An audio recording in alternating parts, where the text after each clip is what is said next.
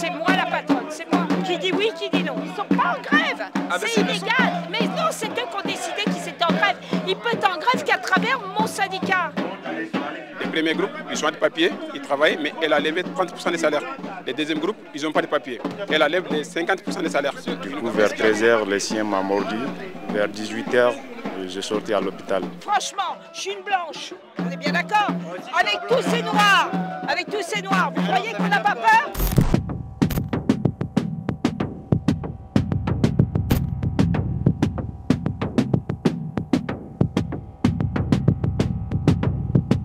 Nous sommes là parce que depuis la crise de Covid-19 2020, elle ne paye pas assez. Ils nous payent par exemple, ils ont enlevé 30% de nos salaires. On a demandé de discuter, elle ne veut pas discuter. Donc on avait avec les syndics, ils ont envoyé les courriers comme quoi il y a certaines personnes qui travaillent chez vous, ils ont venu nous voir et dit que depuis Covid-19, vous avez coupé leur salaire sans justificatif. On voulait savoir, on voulait que vous négociez avec eux. Au lieu de faire un problème inutile, ils n'ont pas répondu. C'est-à-dire qu'on est des groupes. Les premiers groupes, ils ont des papiers, ils travaillent, mais elle a levé 30% des salaires. Les deuxièmes groupes, ils n'ont pas de papiers. Elle a levé les 50% des salaires. Ils nous demandaient d'accepter ça. Donc maintenant, on est avec les syndics, on avait courrier plusieurs fois, depuis le 10 de mois juin, et depuis le 10 juin, on a envoyé des courriers, elle a refusé de nous répondre. Donc le 20 juin, on a essayé de venir à locaux pour discuter, elle a refusé. Lendemain, le 21 juillet, elle a envoyé même les métriciens pour nous attaquer avec les siens. Les métriciens, ils ont agressé nous, ils ont blessé nos collègues, donc il a fini sa journée à l'hôpital. Quelqu'un a été mordu par un chien? Exactement, c'est ça. Quelqu'un est mordu par le chien, donc notre collègue il a fini sa journée à l'hôpital. Donc jusqu'à présent, on a dit que maintenant, on a commencé les grèves. En tant que s'il n'a pas régularisé cette situation, on ne veut pas travailler. Et qu'est-ce qui s'est passé concrètement quand vous vous êtes fait attaquer par ce chien? On a commencé les grèves, c'était le 20 juin. Et le lendemain, ils ont ramené les sécurités avec les chiens. Du coup, vers 13h, le chien m'a mordu. Sur votre corps? Oui. Sur votre bras, sur votre jambe? C'est au niveau du kiss. De la cuisse. Oui, c'est au niveau du kiss. Là, ils m'ont envoyé à l'hôpital. Vers 18h, je sortais à l'hôpital. On est là, elle a refusé de dialoguer avec nous. Elle a dit qu'elle ne dialogue pas maintenant. Elle a commencé vitesse supérieure. Il a envoyé lettre de recommande à tout le monde. Il dit qu'il va nous licencier. On a dit que s'il peut nous licencier, il peut faire ça. On va aller vers l'inspection du travail. On va aller vers Prud'homme. Elle n'accepte pas. Donc nous, on ne veut pas accepter de travailler dans cette condition. En travailler à 50% des salaires, tout le monde travaille 10 euros, 11 euros à l'heure. Nous, on travaille 5 euros à l'heure. On dit qu'on ne peut pas accepter. Bon, en fait, ça fait des années qu'on travaille dans la boîte. Avec les salaires, ça ne va pas du tout. Combien vous touchez par mois? Bon, pour moi, là, j'ai fait trentaine d'immeubles, mais je touche 800 euros. Trentaine d'immeubles tous les jours, 24 sur 24, mais je touche 800 euros. Vous n'avez pas de week-end de libre? Pas de libre, pas du tout. 24 sur 24, on travaille. On a demandé nos droits. Si vous pouvez avancer les salaires avec nos collègues qui sont là, il travaille avec les papiers de son collègue, il peut régulariser. Il a dit, nous, il n'a pas les sans-papiers. Ils sont là, ça fait des années, ils travaillent dans la boîte. Moi, je n'ai pas papier. C'est mon collègue qui sont là. Ouais. Okay, bien sûr. C'est mon collègue qui sont là, ils ne sont pas de papiers, ils travaillent dans la boîte. On a plaigné son droit. Bon, il a dit, il ne veut pas. Il ne veut pas négocier, il ne veut pas.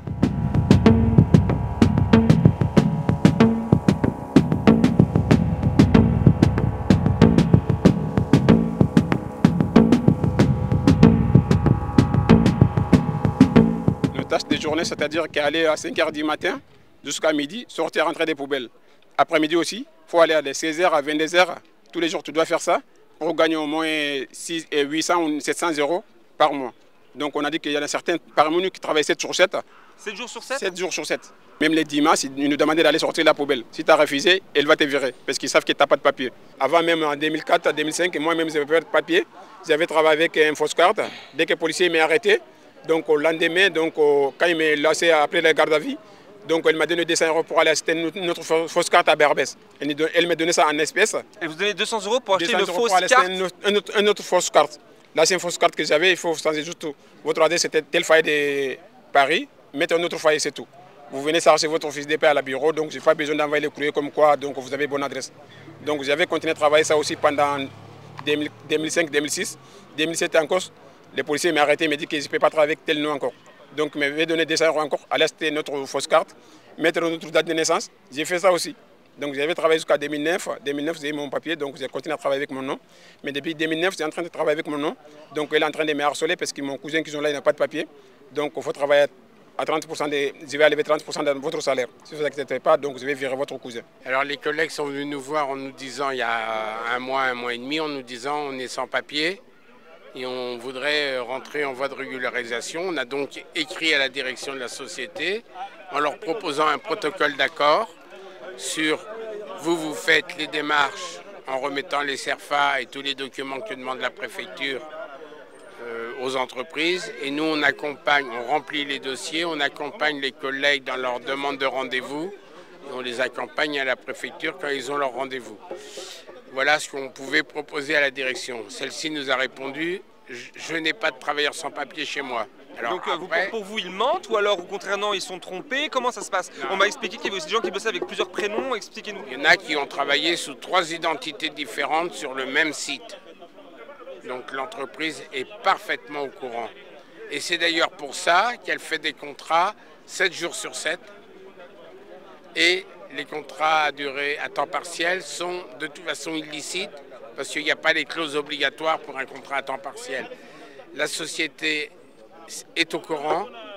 Les responsables des immeubles sur lesquels ils travaillent sont souvent au courant, pas forcément, mais quand sur le même site vous avez un gars qui a 3 identités, le syndic, c'est le même à chaque fois. Et d'ailleurs, il me racontait, la présidente du conseil syndical m'a dit « Ah bon, mais tu t'appelles comment alors? Parce que la semaine dernière, tu t'appelais autrement. » Voilà. Donc, on est sur un système organisé et il faut que l'entreprise rentre en négociation avec le syndicat pour arriver à une solution pour ses salariés. Maintenant, le groupe, ils se sont barricadés ici, ils se sont barricadés au 116 rue de la Croix-Niver en mettant des panneaux de bois devant leurs locaux. Ils ne veulent pas dialoguer. Ils ne veulent pas dialoguer et ils convoquent les uns après les autres des salariés.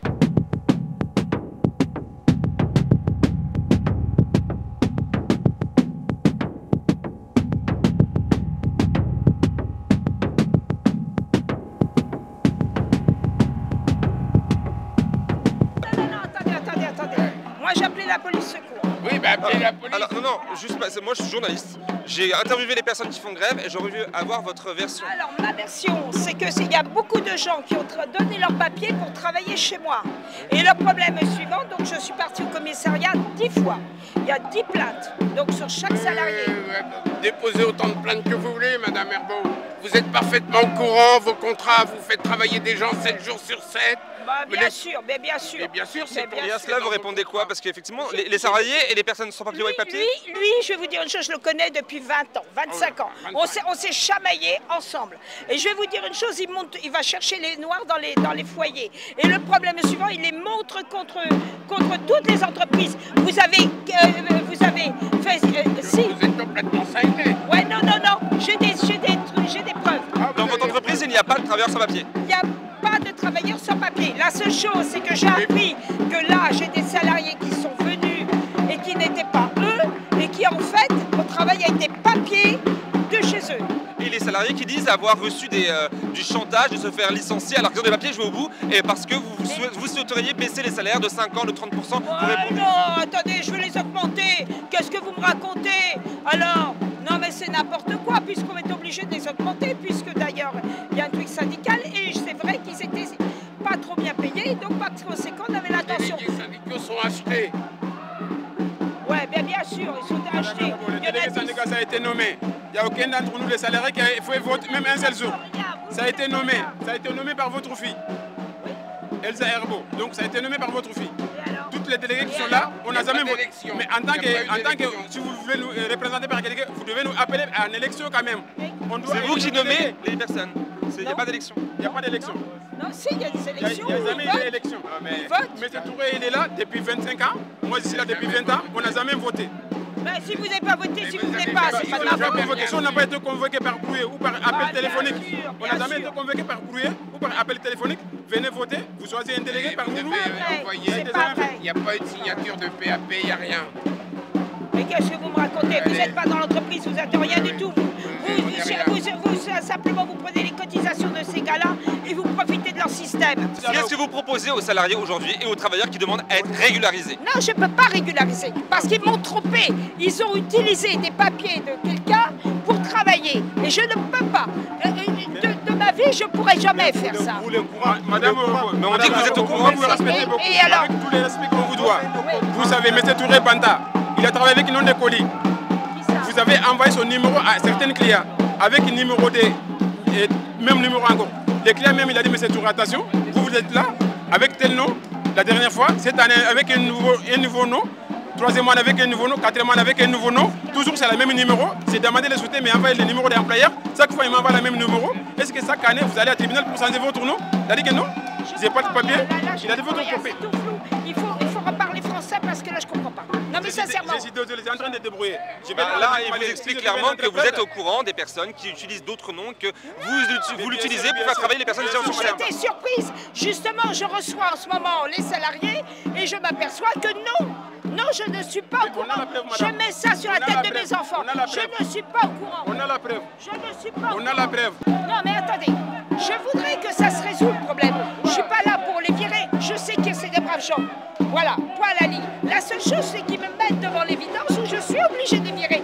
Parce que le problème, c'est que comment dire, j'ai un avocat qui, l'avocat, me dit faites les licenciements. Je suis embêtée. Moi, et pourquoi faudrait les virer, les licenciés? Parce que depuis 10 jours, ils sabotent l'entreprise. Parce que j'ai ça. Ils sont en grève, c'est pas un sabotage? Non, ils sont pas en grève. C'est illégal. Mais non, c'est eux qui ont décidé qu'ils étaient en grève. Ils peuvent être en grève qu'à travers mon syndicat. Et pourquoi ils n'ont pas été voir mon syndicat? Ce syndicat est illégal. Vous, parce que c'est vous qui gérez l'entreprise aujourd'hui. Le groupe, c'est vous qui le gérez. Nous sommes une famille. Oui, nous sommes une famille. Hein? Et c'est moi la patronne. C'est moi qui dit oui, qui dit non. Ça, c'est clair. Et votre fils, quel rôle il a? Comment? Votre fils, quel rôle il a dans l'entreprise? Alors, il a le rôle de gérant, parce que moi, je ne peux pas gérer tout. Mais le suivant, c'est qu'on se réunit tous ensemble et ensuite, on prend la décision. Bon, on avait pris une décision, d'ailleurs, ils n'étaient pas au courant, qu'on allait leur augmenter les salaires, parce que c'est vrai... À combien pour un 35 heures? À peu près 10%. Et ça reviendra à combien en euros? Je ne sais pas, c'est chacun, il y en a qui travaillent à mi-temps, il y en a qui... Mais pour un 35 heures? Je ne sais pas, c'est 10% à peu près du SMIC, plus du SMIC, puisque nous on essaie un SMIC professionnel. Mais vous perdrez quand même au prud'homme parce qu'on a trop de preuves.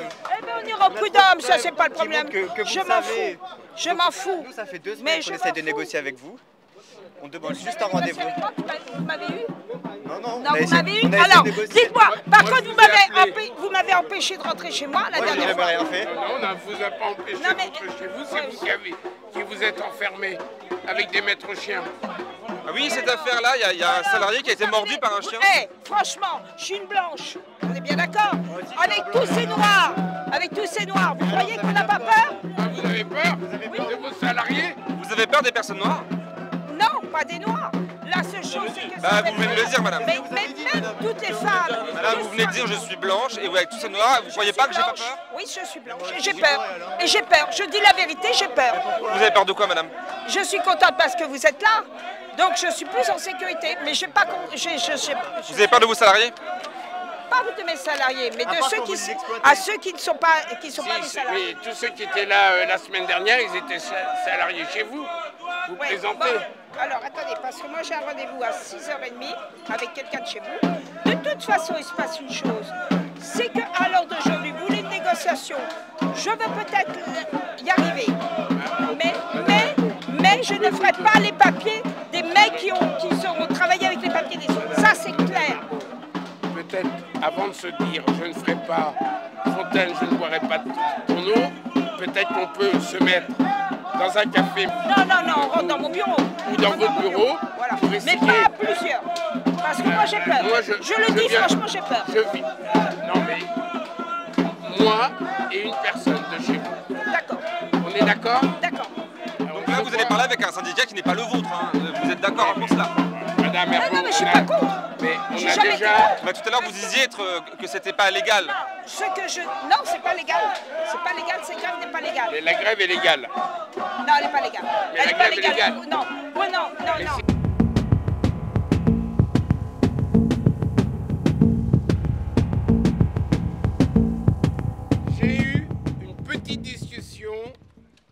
Madame Herbault et son fils.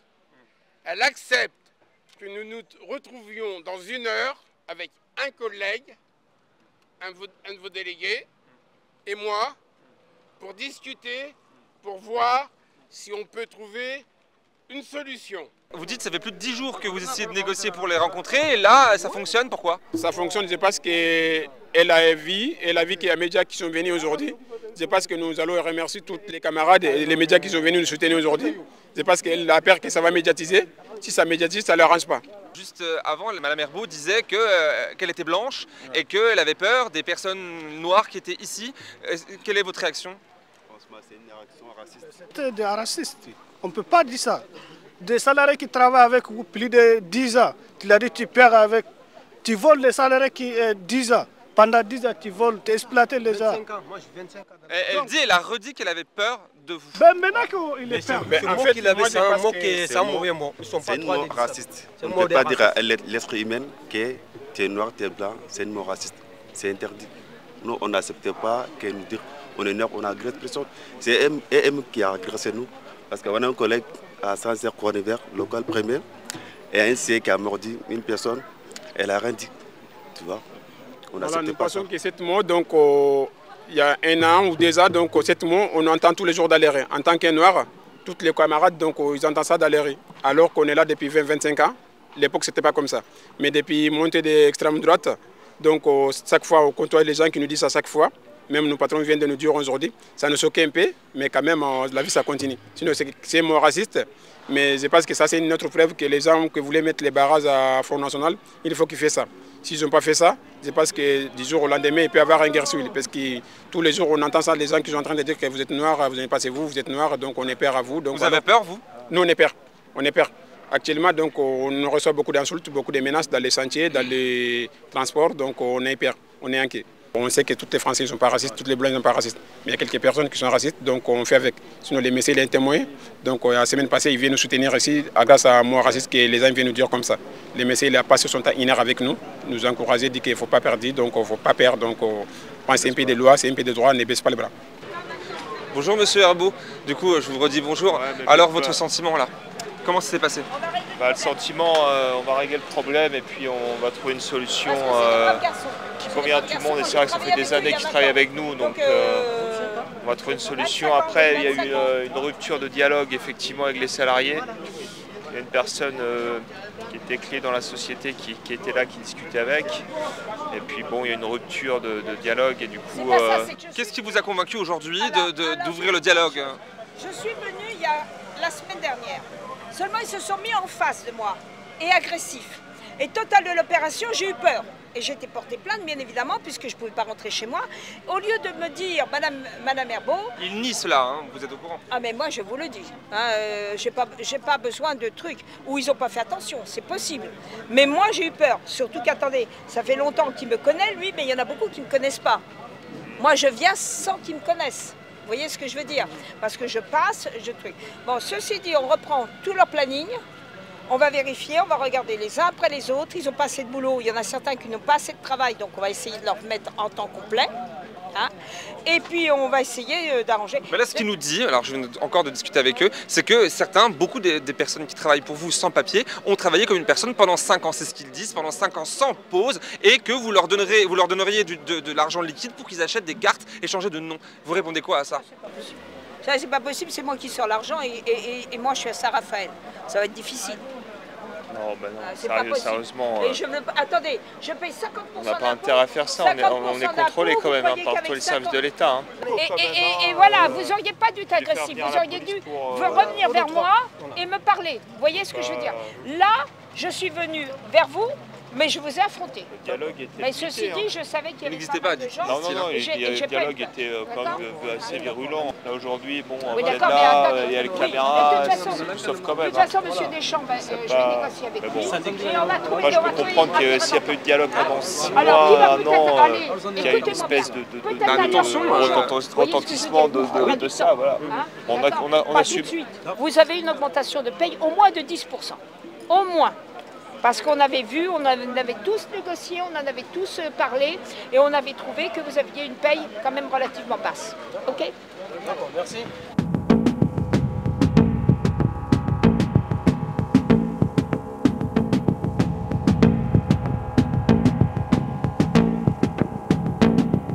Joint par téléphone, Étienne Deschamps m'explique que Françoise Herbault, qui, au départ, comme vous l'avez vu, était totalement opposée à l'idée d'accéder à la moindre revendication, notamment concernant la régularisation des travailleurs sans papier dont elle niait l'existence dans son entreprise, a changé de fusil d'épaule durant les négociations et a accepté d'entamer les procédures légales, c'est-à-dire de fournir les documents administratifs CERFA utiles aux travailleurs sans papier, ainsi que de rédiger des attestations de concordance d'identité pour permettre à l'administration de reconnaître un travailleur ayant été embauché sous plusieurs noms comme étant bien la même personne. Autant de conditions sine qua non à la demande de régularisation sur le sol français. La direction de Hnet a aussi annulé les convocations et les menaces de licenciement qu'elle avait adressées à plusieurs de ses salariés grévistes ces derniers jours, ainsi que fait l'engagement d'augmenter les salaires de 10%.